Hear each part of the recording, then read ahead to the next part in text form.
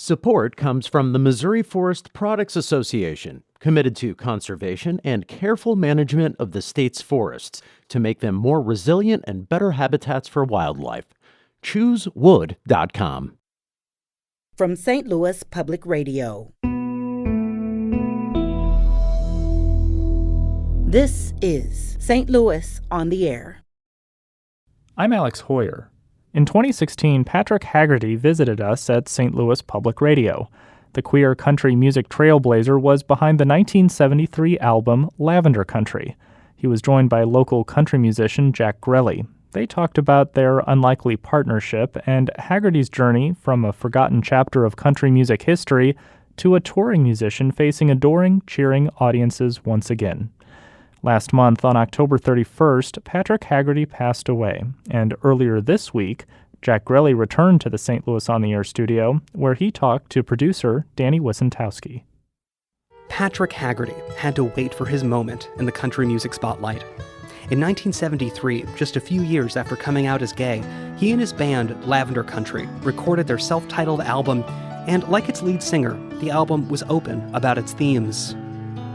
I see you stepping high with your tight blue jeans on, strutting like a button-down Paragon. I reckon you're looking for some necking, yes I do. It would take more than 40 years for music lovers and a record label to rediscover Lavender Country and for it to be recognized as the first openly gay country album. Late last month, Patrick Haggerty passed away after suffering a stroke. He leaves behind a legacy of his music, his rebelliousness, and his refusal to fit into the straight-laced genre that ignored his work for so many decades. But it was a second country musician, St. Louis songwriter Jack Grelle, who helped propel him back to the spotlight he deserved, and Jack joins us now to remember Patrick Haggerty and Lavender Country now that he's gone. Jack, welcome to the show. Thanks, Danny. Glad to be here. Jack, your side of this story begins in about 2016, and it's when you picked up Lavender Country at a record store for the first time. Tell us, what was your first reaction to those songs? So our friend Ryan Koenig found the record first, and at this time, both Ryan and I were traveling all the time, and Ryan would come back with huge stacks of records, and he was like, I found this gay country record, you gotta hear it. And I remember we listened to it, it was probably over a couple drinks later in the evening, and it caught me off guard at first of how there's no bass to the record. It's a musical folk record. And then as the more I listened to it, the messages started to come out a bit more that it wasn't just of gay pride, but there was this fervor of revolution and radicalism. Yeah, and country music often so has that feeling of yearning. And this, he was yearning for a time that kind of wasn't there yet for him, it sounded like. Absolutely. I think talking with Patrick and learning so much about that record, it was a form of activism, that it was a collective effort to make that record. And as Patrick always said, he didn't know any other type of music besides country. So when they decided to form a gay band, no matter what it was going to be, it would have been radical and confrontational. But country was what Patrick knew, and that was authentic to him. Patrick Haggerty actually came on our station in 2016, and he spoke to St. Louis Public Radio's Willis Ryder Arnold at the time. And Haggerty described the initial reaction to the album's release in 1973, and that reaction was not good. Nobody wanted to hear Lavender Country, and nobody wanted to hear about gay country anything. Straight white men in 1973, with precious few exceptions, were not ready to hear Lavender Country. At all. It was like door, shut, slam, go away. Now, despite those slam doors, as Patrick Haggerty just referenced, his songs did live on, and an independent label later re-released that album. And let's take a listen to one of those songs on Lavender Country. This one's called Back in the Closet Again. I'm back in the closet again, back where I ain't got a friend. Oh, I have to piss alone because I'm sitting all alone, back in the closet again.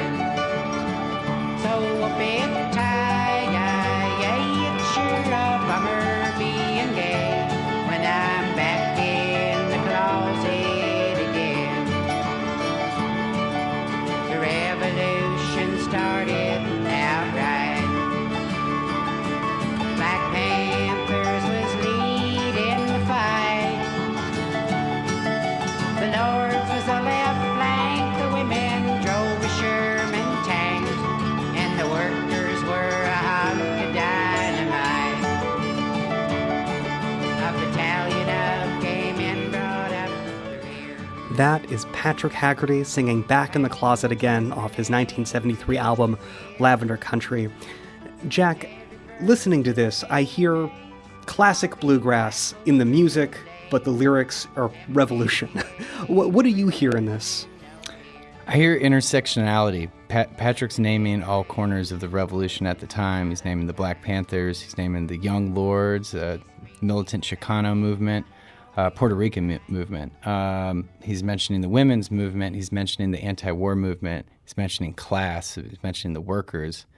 And what that song's about is how we needed intersections in the revolution for it to happen. We needed all of the working class to come together. And at this time, when Patrick and the first wave of the gay liberation movement joined the anti-war movement or the women's movement, often weren't welcomed and were told, nah, we're not ready for this. Like, no, you're going to blow it for the rest of us.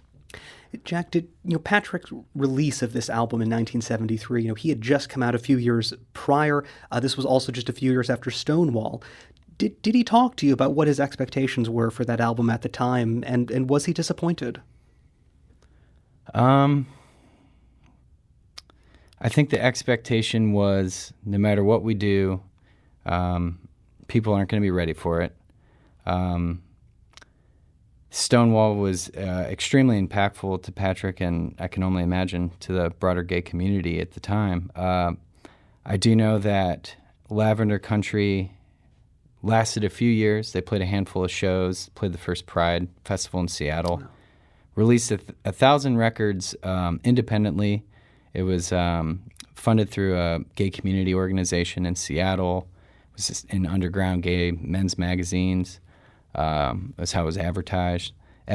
But I know that Patrick would say that it broke his heart of it disbanding. Oh, and the result of that broken heart, though, that album that still exists, that passed into your hands at a certain point. You listened to it, and it did something to you, and you were actually able to meet Patrick in 2016 and to kind of pitch this idea, let's go on tour. What was that like, making this offer to him? Was it a hard sell? It's kind of funny. So my friend Julia Van Horn, who was also ended up being part of the band, she was the one that was like, oh, not only is this documentary shown in Columbia, but it says now that Patrick Haggerty is going to be there. We should go and meet him. And so we snuck into this after party, and I'm just looking for any older gentleman in a cowboy hat, potentially. And yeah. Patrick was shorter in stature and walks in, and it's this tiny old gentleman in a cowboy hat, all alone at a party at a packed Loud bar. And I walked up to him, and I just asked, are you Patrick Haggerty? He said, I am. I said, well, my name's Jack. I came from St. Louis to meet you. And the initial idea was just, I would love for you to come to St. Louis and play a show. And he said, oh, wow, well, I would need a band. And I said, no problem. Well, whatever you want. What are you thinking? He said, well, the only requirement's a fiddle. And I said, well, we can make that happen. And then he said, other than that, we just need a place to stay, and the rest is up to you. And once that concert got announced, all these other towns in the Midwest started contacting Lavender Country and asking if the band could go there as well. Wow. And you mentioned that Lavender Country, the band, had existed for a few years after the album's release, but had it ever had a tour like this? No. I'm not sure where all they played. I know that just mainly around Seattle, maybe in the Bay Area, but don't totally quote me on that. But nowhere around, St. Louis or where he got to go on this new tour you were with. Never, no. It was very much a grassroots type of thing that they played more just smaller gay community events at the time in the 70s. Mm-hmm. Now, back in 2016, Patrick Haggerty again spoke to Willis Ryder Arnold about his life and his music, and this is what he told him. To have made Lavender Country 43 years ago and have it be dead as a doornail my whole adult life. With me knowing that I was going to die with Lavender Country being unsung, to wake up in a new world and have people like Jack run you down and say, "Hi, it's me. I'm Jack. I'm a straight white country musician. I want to do a show with you." Wow, you do? You do?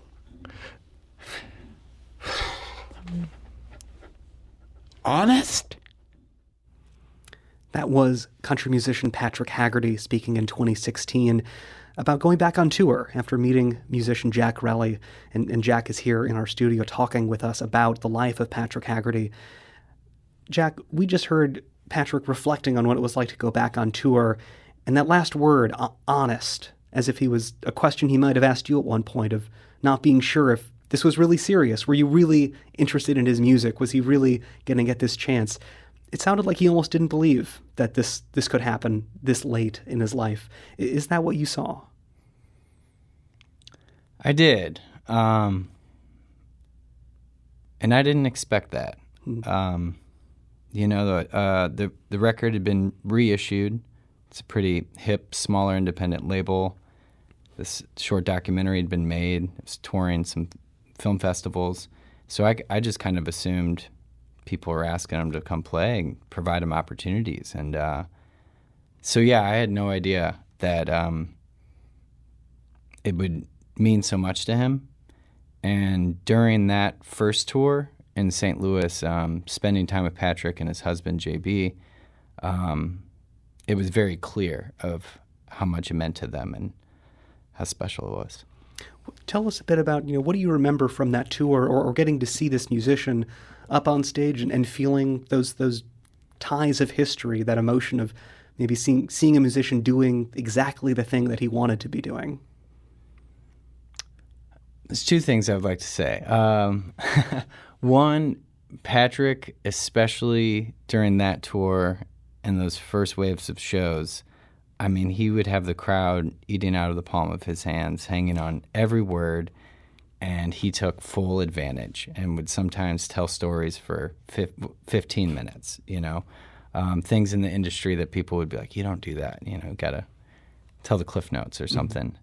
And so Patrick really every night just gave it his all, and it would exhaust him physically. I mean, he was 73 or 74 at that point. Wasn't in the best health. And so he would give it his all. And then afterwards, especially on the road, we'd go to maybe an after party that some people would invite us to, and Patrick and JB would hang out till 4 a.m. like the best of us. And it was really amazing to see that. But also Patrick and JB during that first tour and throughout all the Lavender Country collaborations that I know Patrick did, he would take the intentional time to get to know each and every person. It would be these intentional one-on-ones, these heart-to-hearts, and he would just, he had such space for that and such a natural at connecting with people that it then became such a deeper thing than just the music, and we all became very close. Let's listen to another track off Lavender Country. That's the 1973 album from Patrick Haggerty. And this one is called Waltzing Will Trilogy.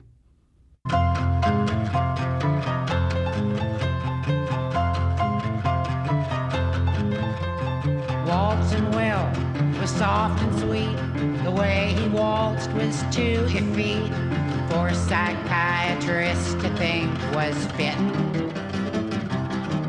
So they said, hey son, we think we should sneak you a slug, a raw manhood.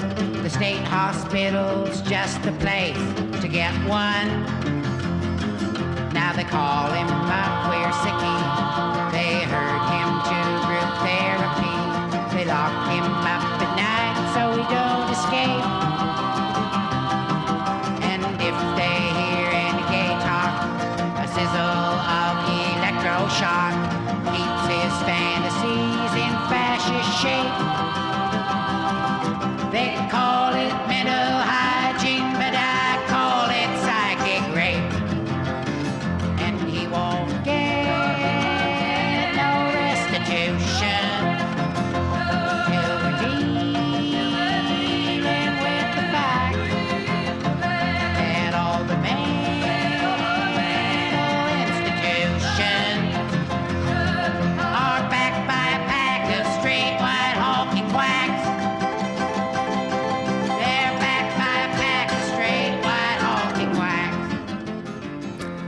That was Patrick Haggerty playing Waltzing Will Trilogy off the 1973 album Lavender Country, and we're remembering Patrick Haggerty with Jack Grelle. He's a St. Louis country musician and songwriter who toured with Patrick in his first real tour, and a tour that it seems like Patrick continued up until his death. Jack, what role did you play on these tours? What instruments were you playing, and how did you become part of this band? So we would joke that we were the St. Louis chapter of Lavender Country, and Patrick started to, these past 6 or so years, pick up musicians wherever he'd go, and the show offerings were coming in all directions, and Patrick would take every single show if he could. And it was pretty amazing, his drive to do so. He was on a mission. And so I played guitar in the band and helped assemble the St. Louis band.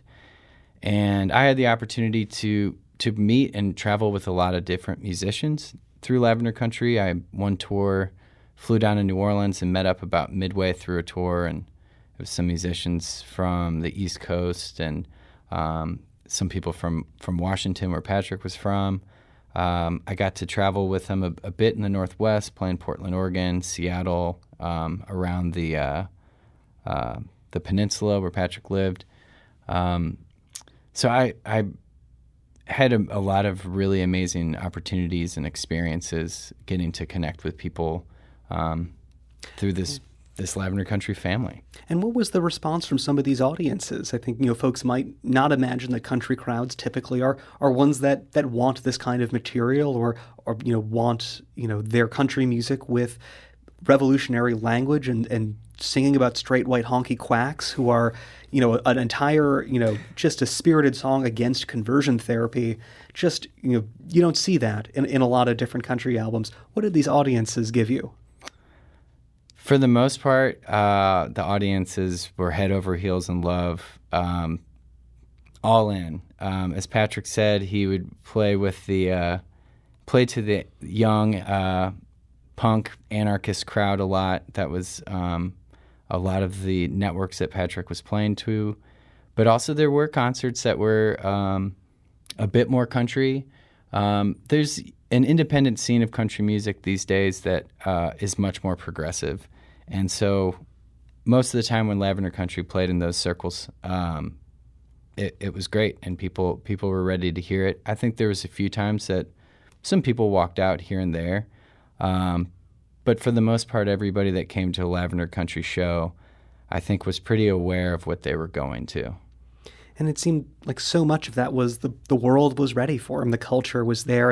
And Patrick Haggerty kind of made that point himself in 2016 when he told St. Louis Public Radio in an interview that he felt like he still put out the work, and it was the world that had to meet it. The lyrics are exactly the same lyrics that I wrote 45 years ago. Lavender Country has not changed. The culture changed. Jack, that message, it's true, but it must have been somewhat melancholy for him to wait so long for culture not just to acknowledge gay people and queer rights and the rights of people to get married, but to listen to music, something that is so elemental and something that is so American. Was this a happy story for him? Absolutely. Patrick and JB as well loved it. And every Lavender Country show would end with Patrick singing the theme song, Lavender Country, or the title track, and JB would come out from behind the merch table and get everybody dancing. And it was always a celebration. But Patrick still never lost his political edge or the mission with that. Playing that Waltzing Will Trilogy song was always kind of the climax of a concert. And Patrick sometimes would say, he's like, well, I wrote the first punk song before punk was punk. And he would say, this is the backbone of Lavender Country. This is what the politics are all about.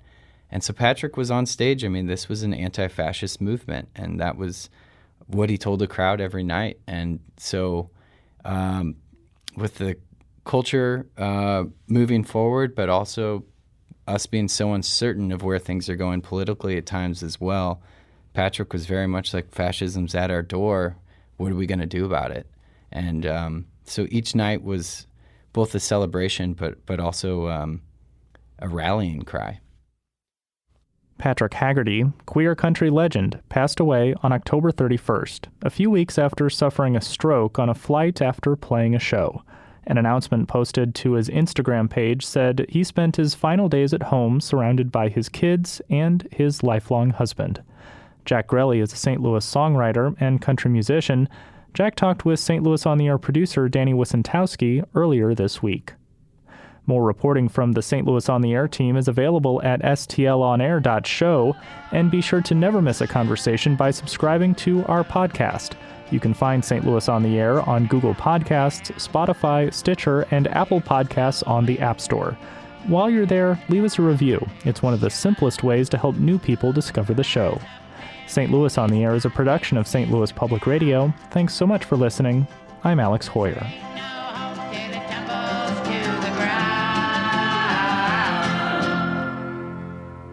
St. Louis On the Air is a production of St. Louis Public Radio.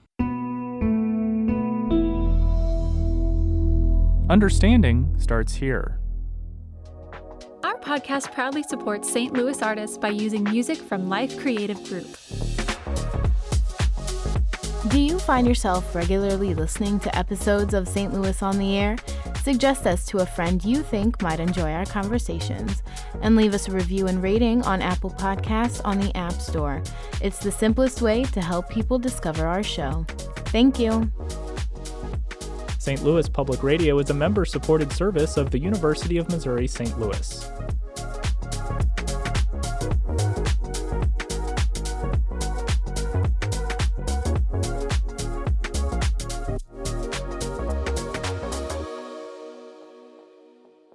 Support comes from the Missouri Forest Products Association, providing more than 41,000 jobs in the production of wood pallets, railroad ties, white oak barrels, hardwood floors, and more. Details at choosewood.com.